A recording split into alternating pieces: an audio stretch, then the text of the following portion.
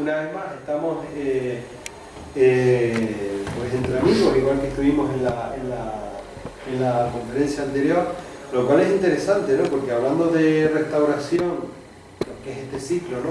Un ciclo de restauración, pues es importante, ¿no? Que tengamos este acercamiento, ¿no? Y que tengamos este punto de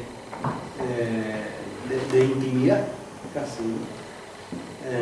En un tema tan aparentemente arduo, porque los que asistimos los que tuvimos la suerte de estar en la anterior, por lo menos para mí, que me coge lejos de mi actividad profesional, me dejó asombrado. Yo no me imaginaba que restaurar fuera un proceso de laboratorio químico y no sé qué. Y dije, madre mía, digo, esto,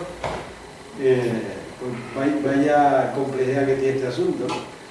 Y la verdad es que, bueno, hoy estamos en una segunda intervención de este ciclo. Y la verdad es que, bueno, yo creo que esto, la verdad que sirve para difundir algo que tiene una doble vertiente. Una cosa es el trabajo en sí mismo, y después la importancia de poner en valor la importancia de todo nuestro patrimonio, ¿no? Que eso, en el tema de la económica, para nosotros es, bueno, las dos vertientes, porque la vertiente científica de cómo se hace es muy importante, y la vertiente de protección del patrimonio pues es clave, ¿no? Es clave para la actividad de esta casa, ¿no? Ahora me estoy recordando la batalla que tenemos de proteger el patrimonio, los famosos cuadros que se quieren llevar del Prado Disperso, de las jugueras y las aceituneras y toda esta historia, ¿no? En este caso hoy, bueno, tenemos, vamos a hablar de imagino que ya lo saben los que han venido, que es la Traza del Tabernáculo de San Juan. Y bueno, hoy tenemos a Rubén Sánchez López, que es doctor en Historia del Arte, con la participación del doctor de Historia del Arte de don Alejandro Lorenzo Lima. Por cierto, Lima, el apellido ese me suena. Yo conozco otro Lima, y yo creo que deben ser los mismos. Después hablamos. Pues puede ser. Todos tocan mi familia. Sí. Esto es lo malo de vivir en una isla, ¿no? Que después al final es, pero tú eres el cuñado de no sé quién y tal. Pues sí. Bueno, yo creo que sí, lo que toca es hablar del tema interesante y que nos tiene hoy aquí, y ponernos a disposición de los profesionales de este asunto, que es para lo que hemos venido, ¿no? Yo he venido aquí para hablar de mi libro. Estamos en su país. Perfecto. Hice una pequeña introducción a propósito del argumento, del pretexto de convocar este tipo de jornadas. Y el motivo que articulé para organizar este tipo este ciclo de conferencias fue proponer una serie de obras que tuviesen una importancia singular para el acervo patrimonial de nuestra región, de Canarias, en varios sentidos, o bien per se, es decir, de manera inherente, por los propios valores que detenta por sí la pieza estudiada y restaurada, por ende, o bien por quien las realiza, el autor, la singularidad del autor en su contexto histórico, la importancia que tiene. También barajé la posibilidad de hacer ciertos guiños a la sede que hoy nos acoge, es la económica, en tanto en cuanto el autor o las representaciones de esas piezas, representaciones iconográficas, tengan algo que ver con la propia sociedad económica de Amigos del País de Tenerife. En este caso, bueno, el pretexto es fundamental. Caen por su propio peso. El autor es uno de los miembros fundadores de la económica, José Betancur y Castro, uno de los hermanos Betancur y Castro, sobre los que bueno, pues están organizando una serie de eventos a propósito de la efeméride que se están celebrando precisamente este año. Ya ha habido algunos eventos protagonizados por el participante que he convocado, Alejandro Lorenzo Lima. Quiero recordar que fue en la octava, una de las últimas, ¿cierto? En la sociedad, en la asociación o fundación de la historia de la ciencia, ¿puede ser? Sí, perfecto.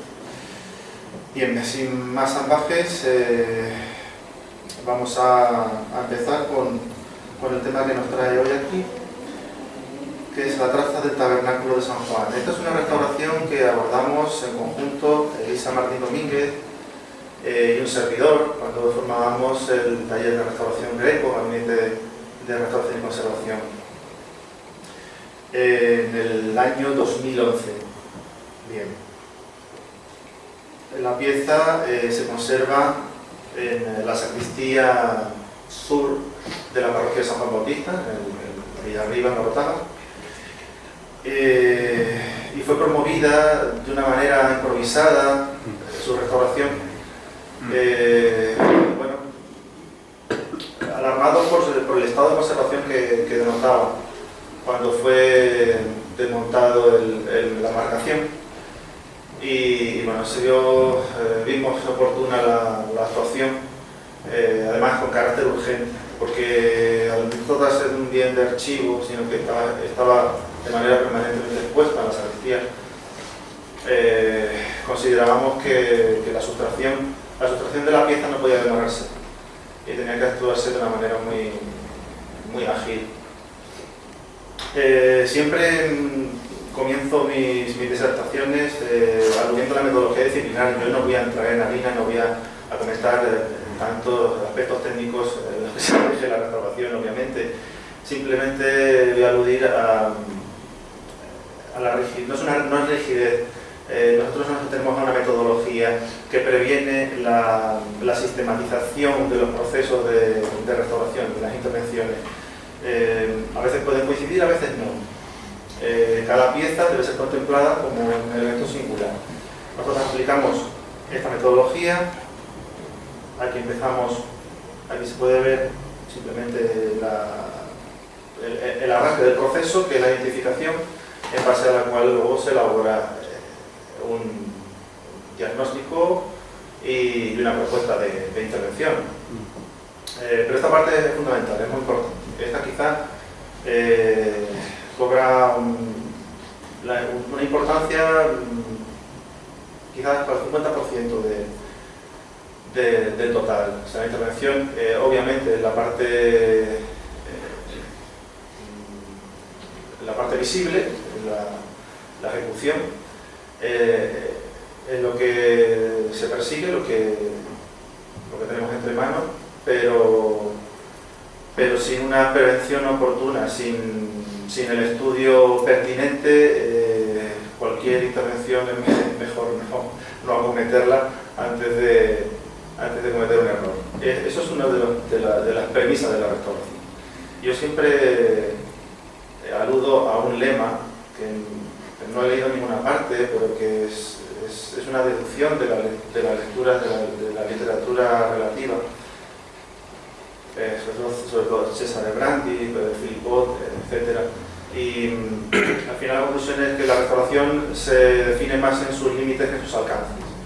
A veces hay una expectativa muy alta ante las intervenciones de restauración, concretamente las de restauración, conservación, tiene que ver, pero es otro apartado. En el caso de la restauración, en el que nosotros vamos a restituir la unidad o la integridad, aparente integridad de las obras de arte, pues hay que hilar muy fino. Y para mí esto es una piedra de toque, es fundamental. Saber qué lo tenemos entre manos, contextualizarlo, conocer a fondo la pieza que vamos a intervenir no tanto a efectos pragmáticos, es decir, la materialidad, la composición a un nivel meramente técnico, me refiero, los materiales con los que está constituido, etc. Eso es obvio. Pero para articular una propuesta oportuna en cada caso, en cada pieza, debemos también entender las connotaciones, todas las dimensiones que le atribuimos a la obra, todas simbólicas, históricas. Eso lo estudiamos todos en la universidad, pero la aplicación, luego la praxis es muy relativa. En cuanto a la identificación, tenemos varios campos, desde la investigación documental, a través de distintas fuentes, como por ejemplo acudir a personas expertas, tal es el caso de Juan Alejandro, a quien le doy mucho la lata por teléfono cuando surge alguna duda. La identificación formal se refiere a los criterios iconográficos y estilísticos, y la material, que es la que nosotros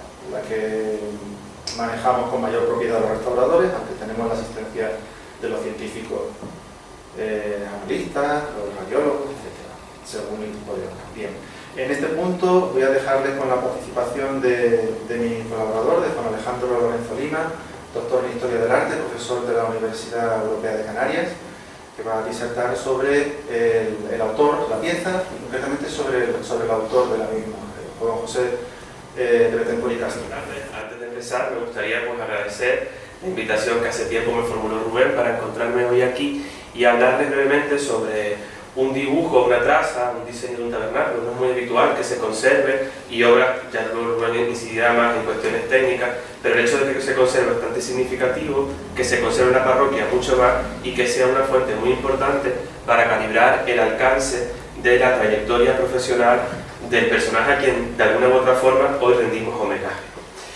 Vamos a hablar de José de Betancur y Castro, que es un personaje que posiblemente tuvo la mala suerte, entre comillas, de ser hermano de un hombre que descolló a nivel internacional por su trayectoria, el célebre ingeniero Agustín de Betancur y Molina.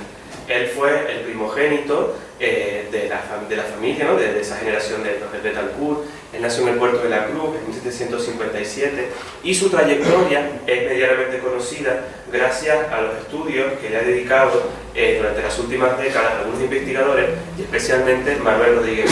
A él se debe la primera monografía, que fue publicada en el año 88, y el catálogo de la exposición Betancur del año 98 contempla un estudio bastante interesante sobre el entorno familiar.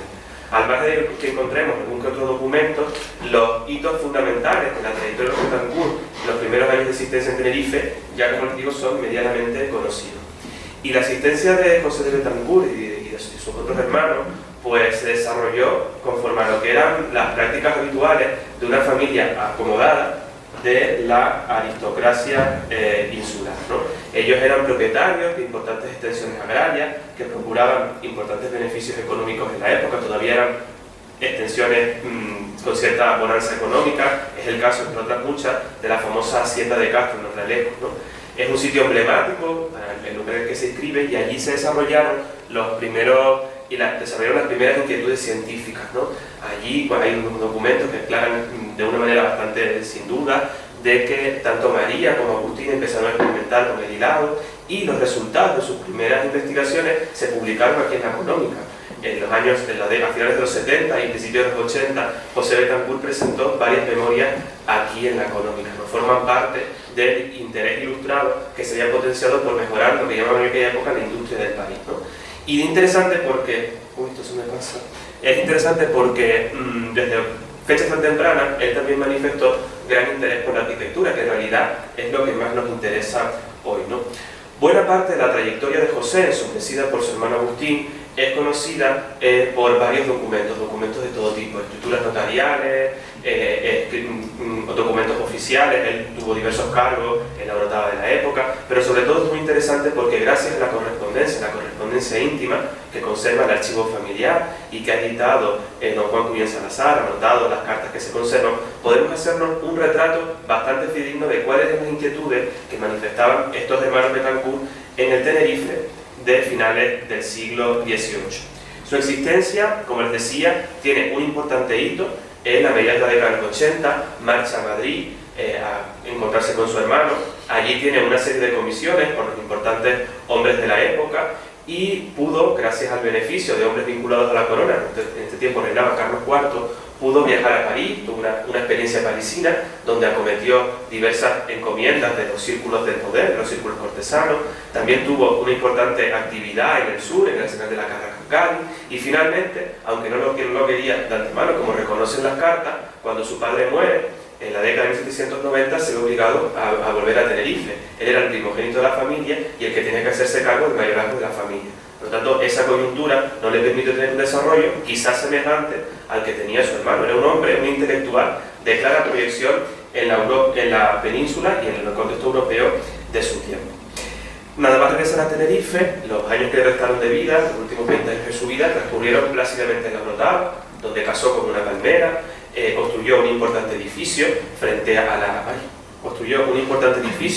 frente al convento dominico, que se incendió a finales del siglo XIX, y se comportó pues, dentro de los márgenes que marcaba la sociedad tinerfeña de su tiempo. Si es cierto, luego veremos que tuvo un importante interés por la cultura libraria, era un lector empedernido y tenía una biblioteca bastante estimable, y también, debido a sus contactos europeos, reunió una importante colección de pintura, de la que todavía se conservan en las islas algunos testimonios importantes. Es muy posible que ningún intelectual canario reunió en los siglos del Antiguo Régimen una colección de pinturas tan importante como la que tuvo en su domicilio José de Betancourt y Castro. Este que están viendo aquí es el testamento que él otorgó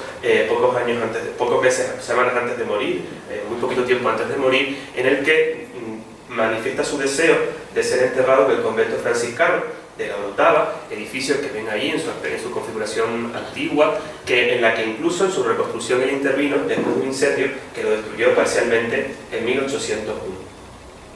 Sorprende que un intelectual del alcance de Betancourt en su testamento se detuviese a comentar aspectos tan cotidianos que tienen más que ver con la existencia de décadas anteriores del antiguo régimen que con la de las inquietudes de un hombre vinculado al mundo de la ilustración. Tal es así que en su testamento declara claramente que el maestro Fernando Esteves, a quien declara como maestro de la escultura, tenía que acabar con esmero y exactitud una escultura que él quería entronizar en la iglesia de San Francisco de la Orotava, en el convento franciscano. Esta dolorosa de Fernando Esteves, que en su testamento dice que estaba a punto de ser terminada, por lo que también este año se está cumpliendo el bicentenario.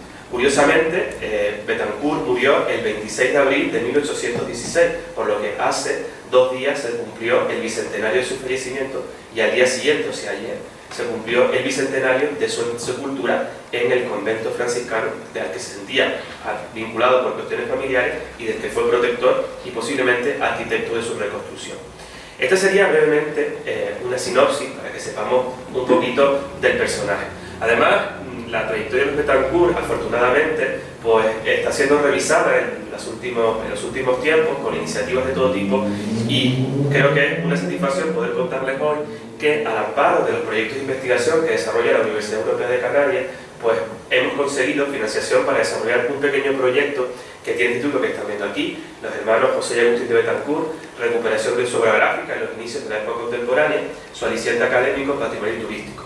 Un proyecto que está financiado en base a la convocatoria interna de proyectos de investigación de la propia universidad y que nos permitirá en los próximos meses profundizar en algunos aspectos vinculados con la trayectoria de estos importantes personajes. Además, es justo reconocer y agradecer que la Sociedad Económica, donde nos encontramos hoy, fue de las instituciones que nos firmaron una carta de adhesión con la que el proyecto fue respaldado en Madrid y recibió una puntuación bastante alta, ¿no? Gracias. Por lo tanto, es justo agradecer el vínculo de la Económica en este sentido. Bueno, no me quiero extender mucho más y simplemente me gustaría que viésemos 2 ideas básicas sobre la vinculación de José Betancourt con la arquitectura y cuál fue su cultura arquitectónica para poder entender hasta qué punto es notable o no la traza del tabernáculo, que luego nos comentará Rubén.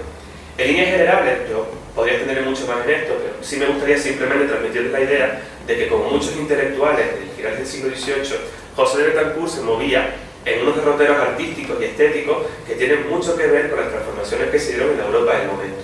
Estaba al día de muchas corrientes artísticas, como luego veremos con sus grabados, y participaba de un debate de una época de cambio, una transición entre las formas del barroco anterior y el incipiente neoclasicismo filtrado por connotaciones académicas, ¿no? Él se comportó como un importante académico y en Madrid, estando en Madrid, en 1792 la Academia de San Fernando lo nombró académico de mérito. Sí, él tuvo la distinción de ser académico de San Fernando, que no era una cuestión fácil de obtener en ese tiempo.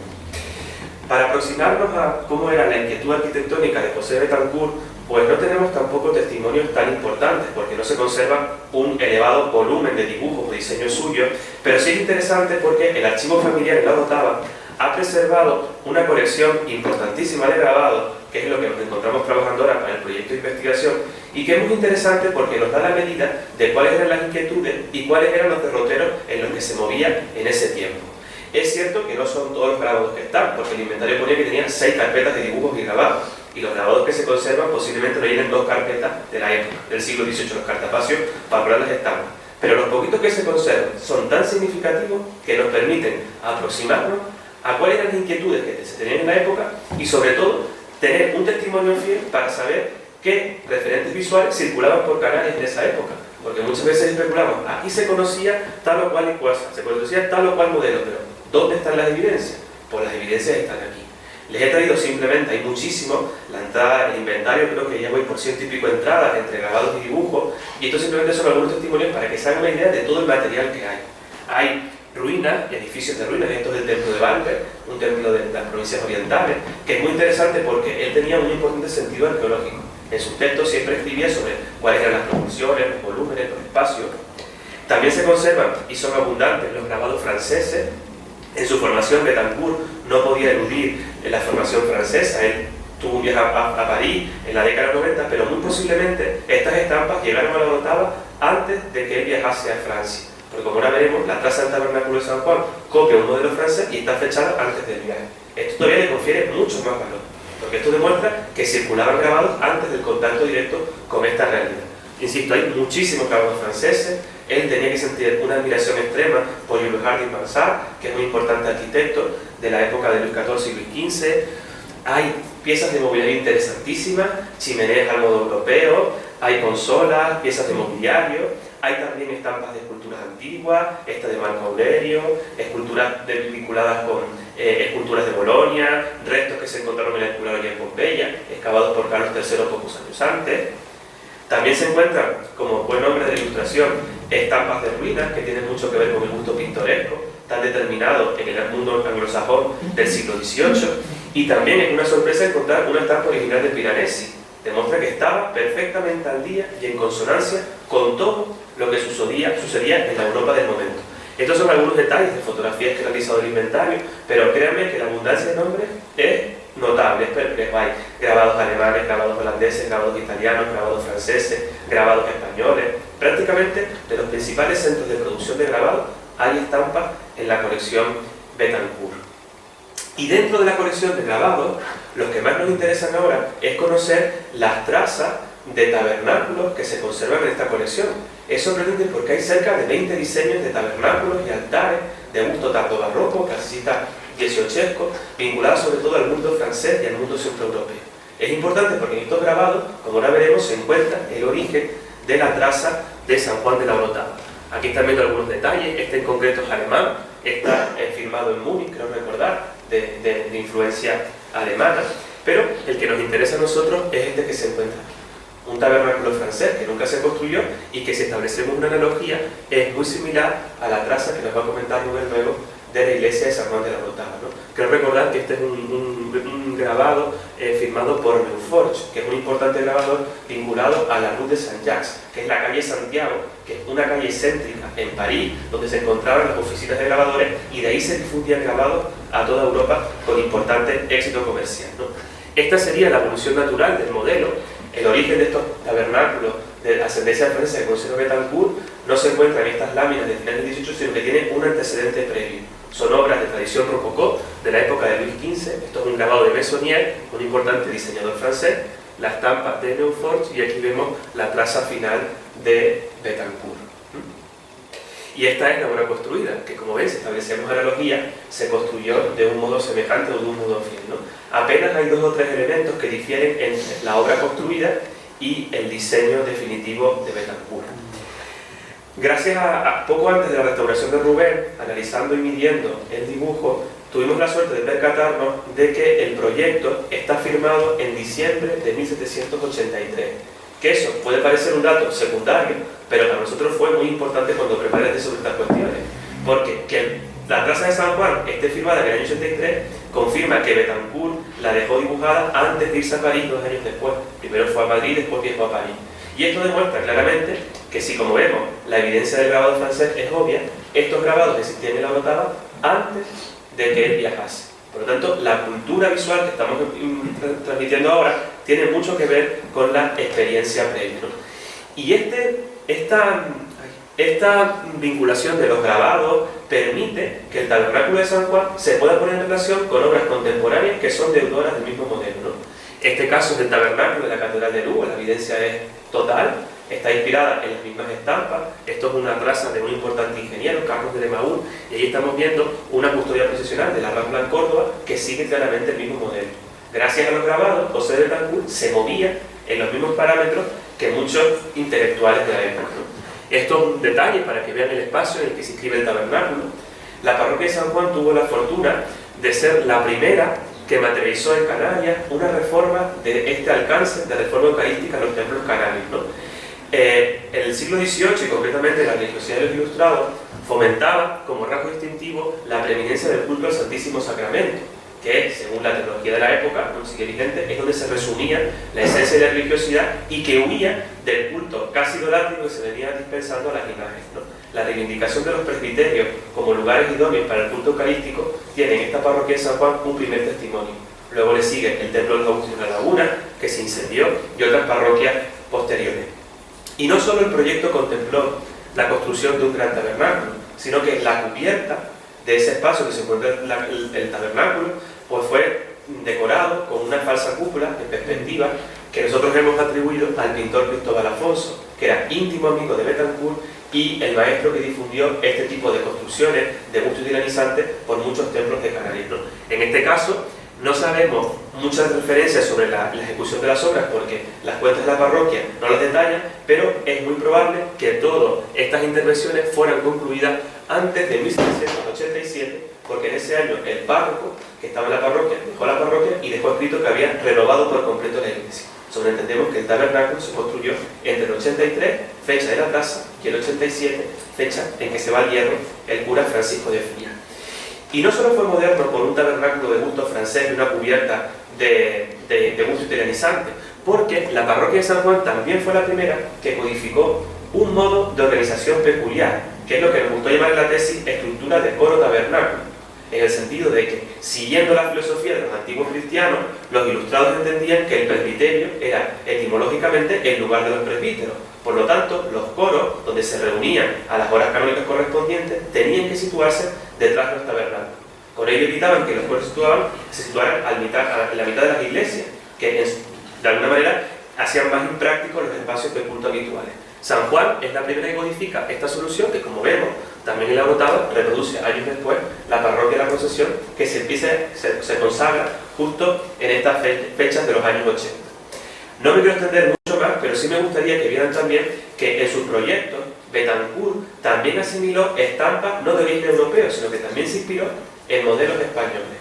Este es el caso del tabernáculo de la parroquia de Garachico, que se proyecta en los años 90 y se consagra en 1802, y que, si se fijan, copia fielmente una creación de Ventura Rodríguez que difundió la estampa de la época, ¿no? Este es el altar mayor de la Catedral de Xàtiva, se encuentra en el Levante, y fíjense que es una transposición directa. E incluso su sagrario, con ciertas licencias, recuerdan algunas estampas francesas de la colección. Betancourt, por tanto, estuvo prácticamente al tanto de todo, e incluso el diseño que él prepara para la Catedral de Las Palmas años después, ya en 1799, copia fielmente un modelo de Ventura Rodríguez que llegó a la Orotava años antes y que luego se reinterpretó en el tabernáculo de allí. Lo importante es que estaba al día de los referentes visuales de su tiempo y supo interpretarlo en clave isleña. Algo similar hizo con proyectos tan interesantes como este, que es la sede del Consulado de La Laguna, que nunca se llegó a construir, coincidiendo con la época de esplendor de la sociedad económica, y que este proyecto le valió el cargo académico que les comentaba en Madrid. Aunque no está totalmente seguro, es muy probable que con Betancourt también se vinculen algunos proyectos que permanecen inéditos y que tienen mucho que ver con su trayectoria. Es el caso de la Traza del Tabernáculo, de la Catedral de la Laguna, en aquella época Iglesia de los Remedios, que se ha venido atribuyendo a Luján Pérez, no puede ser de él, y puede ser tanto obra suya como obra de Diego Nicolás Eduardo, que eran los arquitectos más importantes. Esto es otro retablo que no se pudo construir. Y entre sus dibujos, esto es un ejemplo de los muchos que hay, es muy interesante porque hasta estas composiciones que no están localizadas tienen mucha relación con las obras de plata. Fíjense, este pequeño diseño de expositor del Santísimo tiene mucha vinculación con las obras de plata que estaban haciendo los plateros tinerfeños del siglo XVIII. A lo que voy es que estaba perfectamente al día de muchas cuestiones. E incluso yo me atrevo a pensar que la definitiva conclusión de las obras de la Constitución de la Orotava tienen mucho que ver los Betancourt. Gracias a unas cartas que pude localizar en Las Palmas hace tiempo, pues sabemos que Agustín de Betancourt era el elemento vehicular que permitía agilizar los trámites de la Iglesia en Madrid. Gracias a Betancourt, que los documentos dicen que fue a tocar a casa de Ventura Rodríguez terminó los planos para matarnos a la Orotava. Por lo tanto, la vinculación de los Betancourt es totalmente innegable. E incluso a quien le tocó modernizar el templo y amoblarlo era su cuñado, Antonio Montevideo y Rivas. Por lo tanto, sí o sí, los Betancourt están vinculados a la renovación que empezaron a desarrollar maestros como el joven Fernando Esteves, que es que construye los primeros retablos neoclásicos ya en los últimos años de vida de Betancourt. E incluso, no me quiero extender mucho más, pero edificios civiles como estos, que de gusto clasista están jalonando las calles principales de la Orotava, también tienen una vinculación estrecha con Betancourt, y gracias a los dibujos del inventario de la colección familiar, pues podremos estudiar de un modo detenido en los próximos meses. Y ya para terminar, simplemente me gustaría también plantearles, a modo de adelanto, cuestiones vinculadas con la cultura arquitectónica de Betancourt, porque no solo se nutría de estampas sueltas, en su casa tenía una importante colección de arquitectura, y es un auténtico milagro que en poder de los descendientes se sigan conservando algunos libros de arquitectura que pertenecieron a José de Betancourt, ¿no? Aquí están viendo con el Libris, este cuño, J. de Betancourt y Castro, algunos lo firmaban y era muy simple y nada tenía que ver con el Libris de su hermano, que es un grabado de Fabregat, muy importante grabado navideño. Pero en muchos casos la firma o la presencia de este Libris muy sencillo nos permite identificar los libros de José de Betancourt. Estos son algunos ejemplos que se conservan en una colección particular del norte que hemos podido estudiar y en los que nos encontramos obras que sabemos perfectamente qué leía y cuál era su formación, ¿no? Además, en el archivo familiar se conserva este inventario de bienes que es muy completo y cuando uno lo estudia sabemos perfectamente qué es lo que se conserva en su casa, ¿no? Esto es un ejemplo de los muchos, estos son una numeración de los libros, ¿no? Describe la librería prácticamente entera y por ejemplo sabemos que leía a Feijoo, a Cadalso, libros religiosos, libros cultuales, y dentro del proyecto de investigación queremos reconstruir virtualmente la biblioteca de José de Betancourt. Lamentablemente no todos los libros de arquitectura los he podido localizar, pero los que se conservan algunos son tan significativos que nos permiten saber qué leía. Y por ejemplo sabemos que leía a Scamozzi, que es un importante tratadista del mundo del manierismo italiano. También se conservan estas obras de tradición francesa vinculadas con la arquitectura, pero la mayor sorpresa es conocer la edición de Palladio que tenía en su casa. Era un auténtico asiduo de Palladio, e incluso lo más sorprendente aún es que conserva también la geometría de Euclides, pero dentro de los libros, que es lo más maravilloso de esto, nos hemos encontrado hasta notas en las que él apuntaba cómo tenía que ser la arquitectura. Es decir, él anotaba en estos papeles marginales cómo tenía que ser la arquitectura. Por ejemplo, él no estaba de acuerdo con Vitruvio en pensar que la arquitectura dórica es la primitiva. Él entendía que la arquitectura romana era más importante que la griega. Él habla de las proporciones, habla de los huecos, de los volúmenes. Y esto demuestra que también tenía inquietudes teorizantes. Y esto no es habitual encontrarnos cuestiones de estas en Canarias. Y más raro aún es encontrarnos dentro de los libros esta especie de dibujo que es como un aparato efímero y que muy posiblemente tenga que ver con la proclamación de Fernando VII en la parroquia de Orotava. Se fijan, las barandas son prácticamente las mismas, ¿no? Con pabellones textiles. Y es un tema que se somete a muchísimas lecturas. Y ya termino con esto. Fíjense, por ejemplo, los repertorios que él manejaba: frontones semicirculares, columnas y espacios que tienen mucho que ver con las construcciones que estamos viendo. Yo no quiero extender mucho más porque simplemente he intentado situarlo en el espacio y en el tiempo. Yo ahora Rubén les va a comentar con detenimiento los aspectos vinculados con la clase. Juan, como siempre, te doy el tuyo. Antes de retomar el hilo de mi discurso, conviene recordar que la programación de esta jornada no se tomó en cuenta la efeméride del fallecimiento de José de Betancourt, que fue un aspecto casual, totalmente casual, el hecho de que estemos a solamente 2 días del 200 años del fallecimiento del protagonista de hoy, de esta tarde.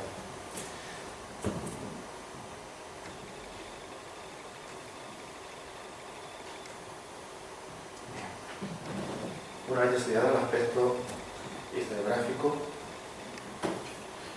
hago un guiño al participante, a Juan Alejandro. Son fotos editoriales, la portada, y es la portada de un libro suyo, de Juan Alejandro, publicado en 2008, El legado del Farrobo, y cuya portada está protagonizada por el objeto que estudiamos. La fotografía junta en el interior, en la catalogación que se incluye en este libro sobre los bienes de la parroquia de San Juan Bautista en la Rodava,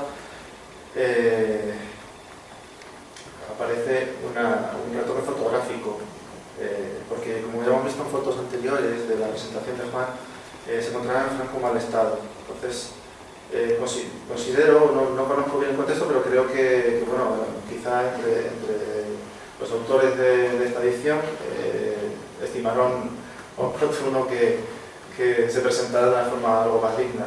No voy a entrar en estas cuestiones, pero la refiero por una razón, y es que esta fotografía prefigura nuestra restauración. Tampoco es algo premeditado, pero también se da el caso, ¿no? A ver, aquí. La siguiente fase, a la hora de la identificación del bien que tenemos entre manos para restaurar, es mucho más técnica, y es la relativa a la constitución material. Bueno, hay dos fórmulas, dos medios. Una es más intuitiva y que se aborda a través de los propios sentidos corporales, y otro pues necesita una asistencia tecnológica, como el examen científico, a través de instrumental o a través de ciertos ensayos de laboratorio que nos van a dar información fundamental. Vamos a ver lo que ahora. Nos van a dar información sobre los elementos constitutivos de la pieza. Los únicos análisis que se hicieron en esta ocasión, tratándose de una obra documental, documentográfico en papel, fueron los análisis químicos, sobre todo de acidez, de lo cual no tengo ningún, por lo anecdótico que resulta, no tengo, y el bloco gráfico, que es el papel de tornasol, pues tampoco tengo más información gráfica, me refiero. Simplemente comentar que se puede realizar a través de diversos medios, cada vez son más modernos, incluso digitales. Nosotros utilizábamos por aquel entonces un papel de tornasol que tiraba de coloración según un patrón definido en el propio envase del papel de tornasol. Pues se puede estimar más o menos el punto de pH, el punto de acidez. En este caso creo recordar que se trataba de pH entre 4 y 5, bastante ácido, tratándose de una pieza, de una obra en papel que aparentemente no denotaba un mal estado de conservación. No se tocaba apenas, estaba integrado en un marco y repito, aparentemente no aparecía acusar grandes síntomas de deterioro. El caso es que el hecho de que esté confinado en un marco, como vamos a ver a continuación, impide la ventilación del material y promueve una serie de fenómenos químicos que hacen que se le dé la acidez. En esta fotografía lo que vemos es la luz transmitida la fotografía a trasluz del propio documento, aparece la evidencia del papel artesanal, los corondeles, la estructura de la forma donde se obtiene el papel artesanal, el molinos papeleros. Y un dato importante en el estudio de estas piezas es saber de dónde vienen los papeles, ¿no? El origen. En este caso hemos detectado una filigrana, así se llama, una marca de contraste filigrana, marca de aguas, donde pone, si lo recordar, era D.C. Blau, Dierik y Cornelis Blau, papeleros holandeses. O sea, ya sabemos el origen de estos papeles que arriban a Canarias. Tienen, en mi haber localizado papeles de muchas procedencias, sobre todo españoles, como es obvio por el tráfico comercial que se mantiene con la península, pero bueno, pues también había otras rutas mercantiles muy importantes y es lógico encontrar papeles de este origen. Este es el estado que presenta en la enmarcación desde los años 80, principios de los años 80. Ignoro las circunstancias en las que fue expuesto en la sacristía, deduzco que se encontraba en el archivo. ¿Sabes algo? No sabes nada, ¿no? Entonces, pero el caso es que lo encontramos de esta visa. Era un marco muy pesado. Quiero recordar que se trataba de una moldura de caoba, según las hechuras tradicionales de la banistería orotavense, muy macizo, y luego con un estratificado de materiales heterogéneos, que ahora vamos a ver, que lo hacían extremadamente pesado para sus dimensiones. Vemos una trasera con un contrachapado, una lámina de contrachapado de ocumen, los precintos muy precarios y con materiales industriales, y esta es la apariencia que tiene cuando es desmontado. En principio llega al taller de Taoro, en la Orotava, conocerán por el nombre de la empresa Arte Drago, especialista en enmarcaciones de obras de arte, es el responsable de las enmarcaciones expositivas en el TEA y en otras instituciones, donde trabaja mucho para el Cabildo. A la hora de desmontar la enmarcación se encuentra con que la pieza está intercalada entre dos planchas de cristal, una de ellas rota, como se ve aquí, con algún remiendo en la parte de atrás, una vez retirado el contrachapado, y la otra por la parte de delante, sin prevenir ninguna separación entre el cristal y el documento. Como fondo de color passepartout, o modo de passepartout, que en realidad es de un fondo sobre el que está aplicado el documento, aparece una lámina de Sky, un sustituto sintético del cuero, en color negro, para enfatizar, para darle contraste con el color claro del documento y darle mayor prestancia a la hora de presentarlo en su enmarcación. Algunos detalles, herrajes, todo de forma muy expeditiva, y aquí, bueno, los responsables que para la época bastante hicieron, teniendo en cuenta que no, la restauración monumental por el año 1982 tampoco estaba en la avanzadilla, en la vanguardia del momento de Canarias. Bien, una vez hemos recabado toda esta información, hemos relatado de manera somera, proponemos una línea de intervención. A ver, bueno, antes de eso, referir que contamos con una serie de métodos, unos sistemas de representación gráfica cada vez más modernos, mejor asistidos informáticamente. Esto es lo que hicimos en su momento, ha llovido bastante, Desde entonces, de una forma muy sumaria, esto se hace mucho más, de manera más pormenorizada. Pero bueno, es un sistema de representación para simultanear en una sola imagen todas las alteraciones que denota, que acusa la pieza. No me voy a detener, porque lo vamos a ver en cada diapositiva al detalle. Este es el estado que manifiesta el documento una vez retirada la marcación. Ante la alarma del marcador de Miguel Taoro,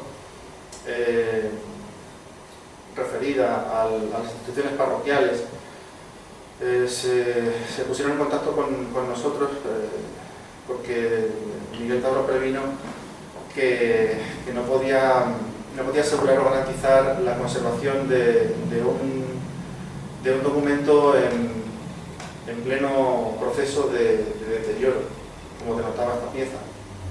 Que por muchos sistemas inocuos preventivos que él aplicara, pues la pieza ya tenía ciertos fenómenos iniciados, como el tema de la acidez, y una clara devaluación estética. Entonces se optó por restaurarlo. La imagen que hemos visto anteriormente era una imagen del reverso y el anverso, con una luz frontal, y ante la luz rasante se evidencian las continuidades del plano, las deformaciones que denotan haber estado enrollado y plegado al mismo tiempo. Plegado y enrollado sobre sí mismo. Uno de los aspectos que más me llama la atención es la forma con la que es concebida. Posteriormente, luego vimos cuál era la razón. Esos recortes diagonales en las esquinas superiores responden al propio sistema de encarpetado. El propio documento servía como carpeta. A través de un broche cosido al propio papel, en el punto superior y en el punto inferior, se cerraba, se plegaba y era fácil de transportar, con lo cual podíamos deducir, es mucha presunción, pero podíamos deducir que el propio José de Cantú pudo haber transportado el plano allí donde fuera necesario, en las instancias gubernamentales, eclesiásticas o incluso a pie de obra, como no, podía haber sido así.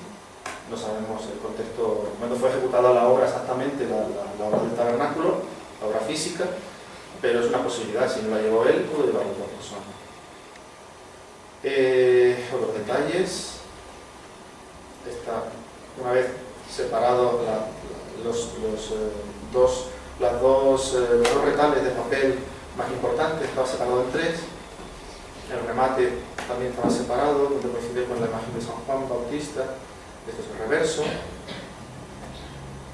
Y vamos a referir ahora a otro punto, las distintas alteraciones. Vemos la más evidente, pues es la derivada del uso indiscriminado de cintas autoadhesivas y los restos de estos adhesivos muy ácidos suelen permanecer en el papel, en la superficie, una vez retirados las propias cintas. Son muy persistentes, muy tenaces y presentan un gran problema porque además favorecen otra serie de deterioros, solamente de fotosilación, acidez, etc. Otros daños mecánicos, aunque luego nos referiremos.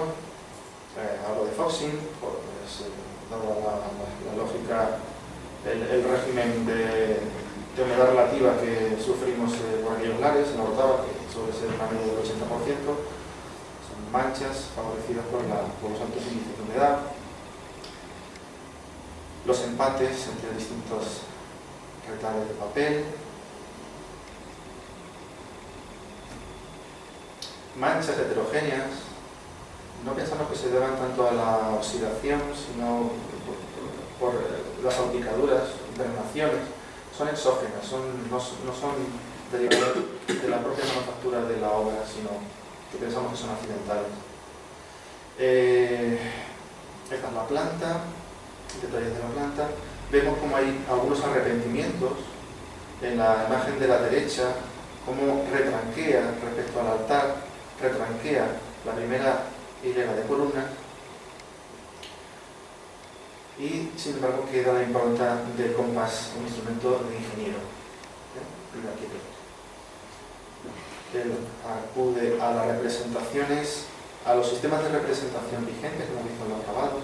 En este caso se trata de un dibujo, lo que cobra mayor importancia y mayor originalidad, más singularidad. Es un dibujo, quiero recordar, a la aguada y perfilado con tinta sepia. Algunos detalles de estas manchas a las que me he referido, discontinuidades, algunos desperfectos en los perímetros, que es algo lógico, sobre todo de origen mecánico, algunas perforaciones, que he oído, restos metabólicos, seguramente son otecas, nidos de algunos artrópodos, concretamente cucarachas, manchas menudas, el foxing.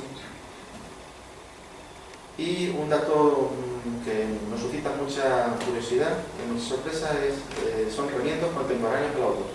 Son unos parches que el propio autor coloca detrás de la obra, que habrá sufrido un desperfecto, para retocarla. Porque no se notan, en la parte del anverso, no se notan arrepentimientos. Quizá estos pormenores se han producido durante la propia hechura o simplemente porque el autor que no quería desaprovechar el soporte, el papel que disponía y lo remendó con el mismo tipo de papel, el mismo papel que usó para el dibujo inicial. La impronta de estos plegados, plegamientos, restos, aquí no se ve muy bien, pero se reflejan algunas cintas. En esta ocasión son cintas que se colocaron a posteriori, son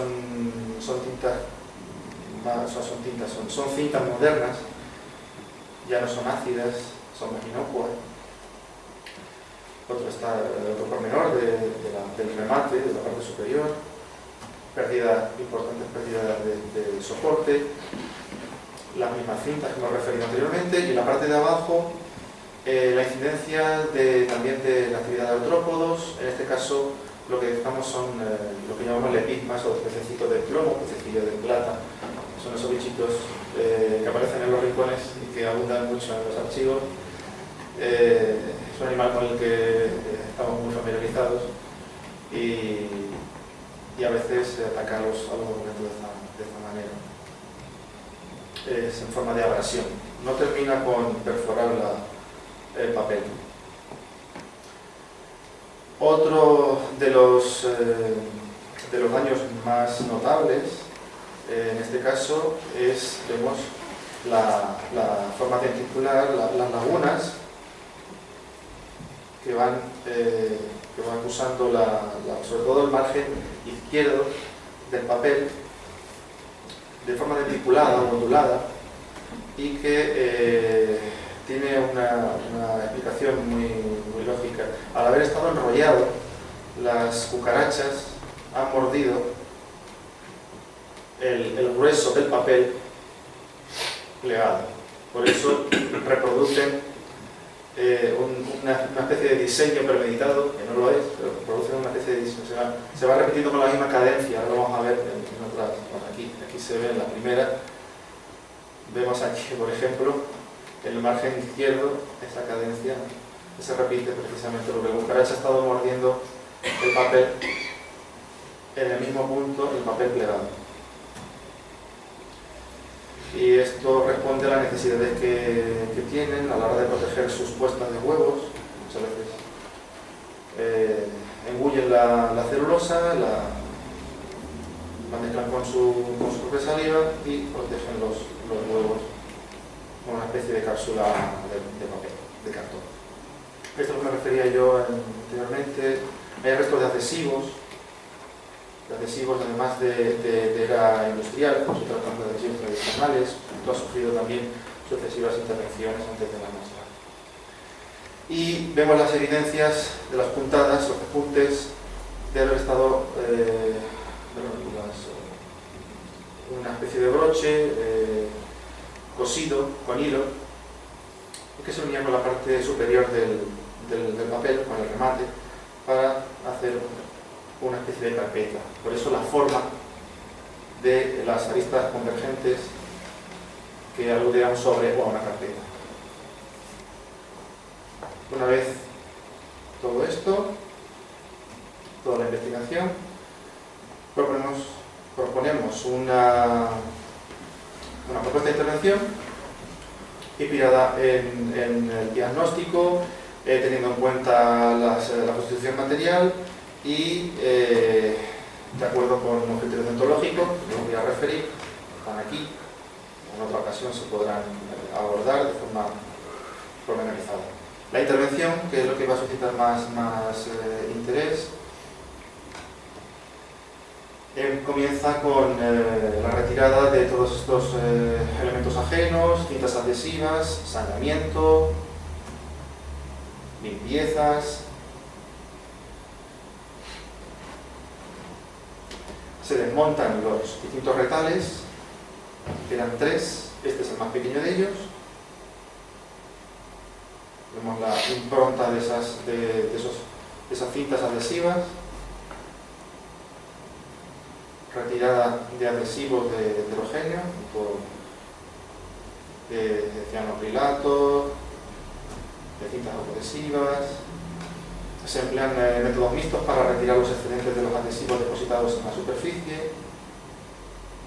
Se reversibilizan, se ablandan con disolventes químicos y luego se retira mecánicamente.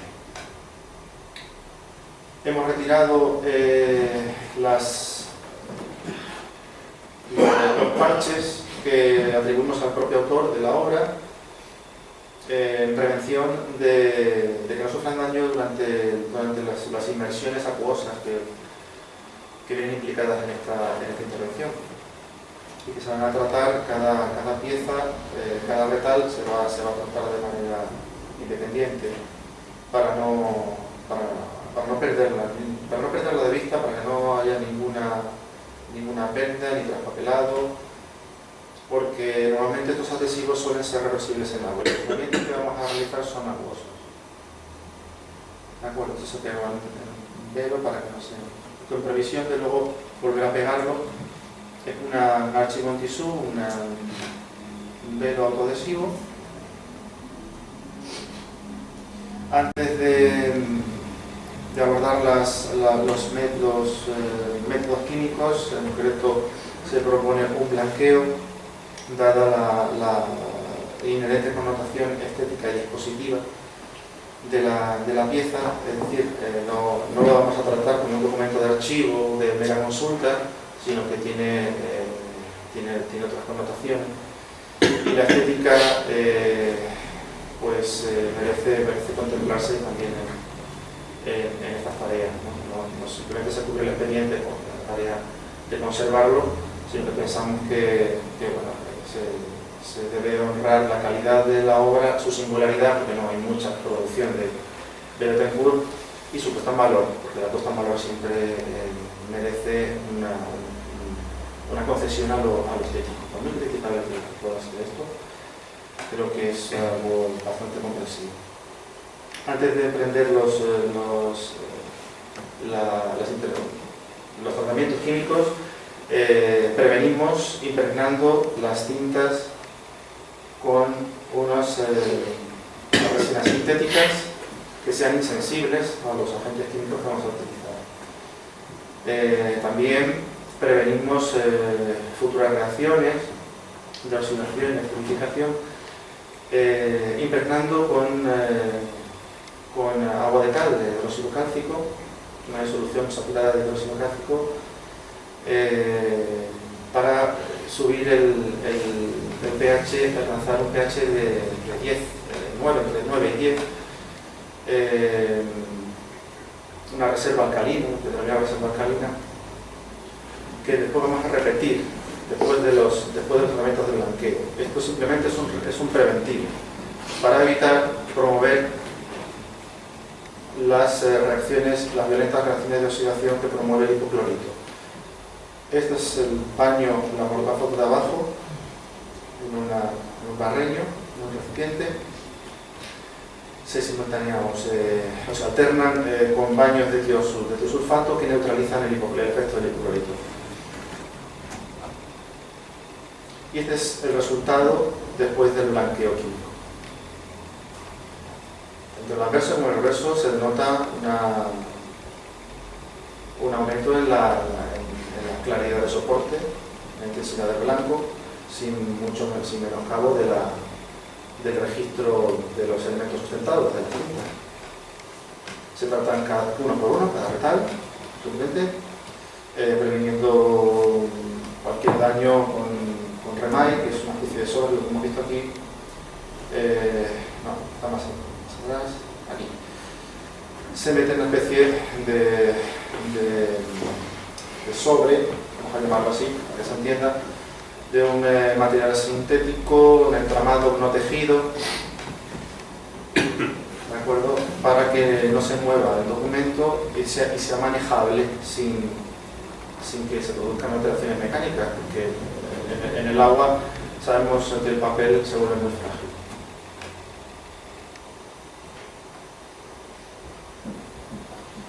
Una vez ejecutado el blanqueo, se consolida el soporte. Se puede hacer de muchas maneras, se puede hacer por impregnación como aquí, también por aspersión, pulverización. Nosotros aplicamos el adhesivo más generalizado en la restauración documental, que es la hidroximetilcelulosa. Participa de la propia química del soporte, y para darle cohesión se hace para dar cohesión a un soporte que ha estado sometido a mucho estrés, a un tratamiento que no deja de ser repetitivo, un tratamiento que es agresivo con el soporte. Se retiran manchas tenaces.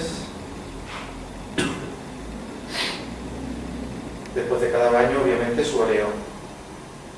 Se retiran los excedentes entre secantes y prensa, pero luego intentamos orear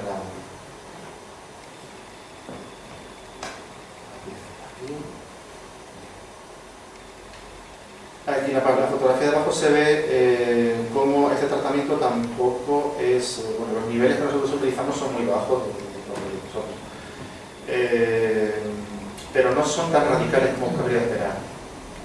¿De acuerdo? No es un blanco nuclear, a la izquierda vemos, en la foto de abajo, un retal sin blanquear, y a la derecha vemos la parte superior de la composición ya blanqueada. Se nota una mejoría, pero no es tampoco algo drástico. Bien. A continuación se emprende la reintegración de soporte injertado, que se realiza con papel japonés y el mismo adhesivo, metilcelulosa.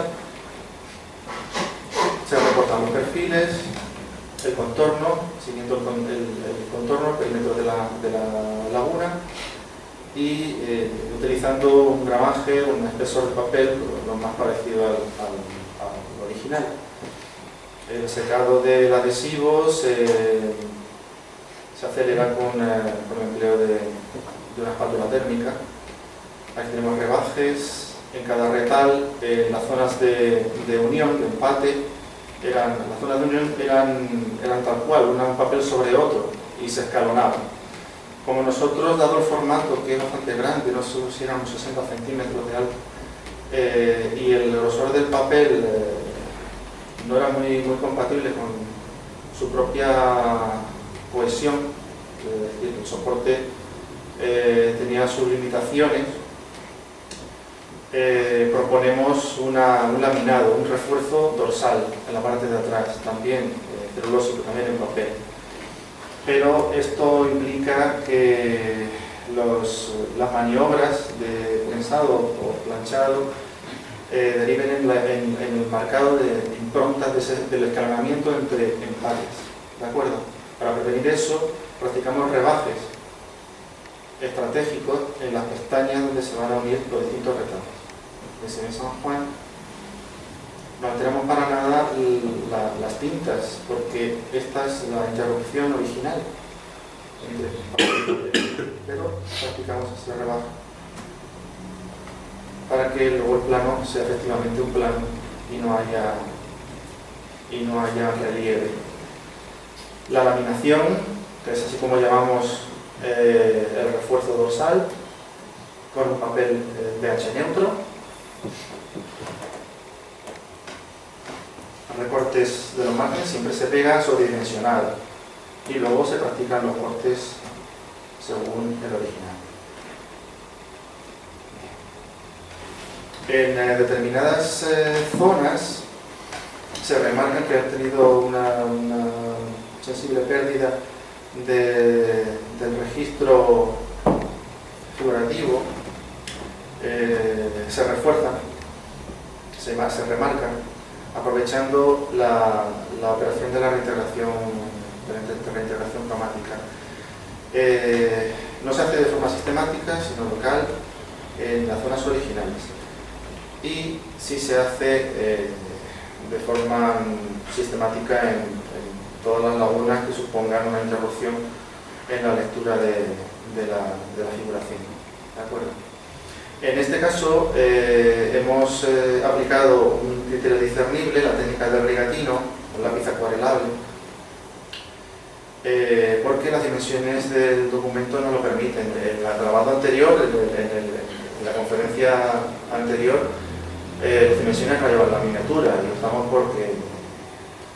para hacer una reintegración mimética, aunque realmente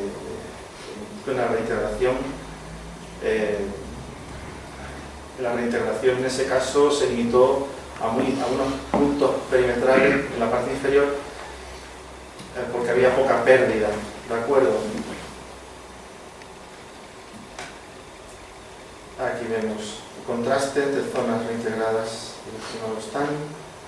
Hay una mejoría en el registro y en la lectura de los elementos sustentados, tanto la figuración como de los textos. Y este es el resultado después de la restauración. Viene a prevenir también que después de todo ese tratamiento químico por baños, por inmersión, en que ha consistido el blanqueo, también se da un refuerzo, aparte de reaprestar el papel, se da un refuerzo alcalino, una reserva alcalina, para prevenir alteraciones derivadas de la fibra. Este es el estado, ingreso a reverso detalle, algunos detalles más. Véase la coincidencia de la propuesta de retoque fotográfico en el libro de Juan Alejandro y cómo se ha reproducido de forma también, repito, de forma involuntaria, de forma no premeditada. Yo tampoco conocía la obra del libro de Juan cuando, o sí, no me acuerdo. Sí, sí lo publicaste, pero no sé si lo iba a comprar después, no me acuerdo. El caso es que se ve la reintegración que este es otro punto también controvertido, la devolución del formato cuadrangular. En realidad el objeto ya no responde a las necesidades con las que fue concebida. No puede volver a encarpetarse. Es más, contradice cualquier prevención, cualquier criterio conservativo, y menos en una sacristía. Si estamos hablando de un archivo, quizá, pero hemos desplegado un montón de recursos a la hora de restaurarlo, hemos laminado, le hemos devuelto la planitud, hemos recuperado su prestancia estética para volver a guardarlo y no, obviamente la intención era volver a exponerlo en un mapa y lo contemplamos como tal, es decir, restauramos de acuerdo con la propia definición, la definición inherente de la obra que tenemos entre manos. De acuerdo, sus necesidades. Si nos hubieran dicho que iba a estar destinado al archivo, los criterios a lo mejor hubiesen sido distintos, pero no se dan caso. Y es más, la asistencia de esta pieza en la sacristía que contribuye a un mejor conocimiento del propio patrimonio, de su historia y de sus protagonistas. No en vano se da a conocer en la propia parroquia a la figura de José de Cantillana, que participó en esa renovación de la que nos habló Alejandro. Detalles de la reintegración. Vamos acabando ese regatino, combinando tinta del sepia y de la aguada gris con negro de humo. Algunos detalles: el San Juan, parte de arriba, columnas, la venera, y otro dato de interés, que es el que nosotros hemos rescatado a través de la restauración: la exposición a luz ultravioleta resaltaba dos dígitos que no habían sido identificados, no habían sido detectados hasta el momento: 29. El anagrama JBC, no es ninguna marca de bebida espirituosa, José Betancourt Castro, en 29 de diciembre de 1783. Ya tenemos toda la fecha concreta. Pormenores, detalles y la marcación, aprovechando la misma moldura, pero sustituyendo la trasera, el estratificado, el passepartout, el cristal. ¿De acuerdo? Gentileza de Miguel Taoro, quien regenta la empresa de marcación Arte de Aragón. Algunos detalles, aprovechando también alguna sensibilidad ya preexistentes, presentados, todos materiales neutros, de buena calidad. Y en felices de la intervención no me voy a detener en estas cuestiones, que son las relativas a la mejoría de esta intervención. Y la recomendación de conservación lógica, si queremos amortizar todo el esfuerzo económico que se hizo para recuperar esta pieza. Por mi parte nada más, muchas gracias por su atención y buenas noches.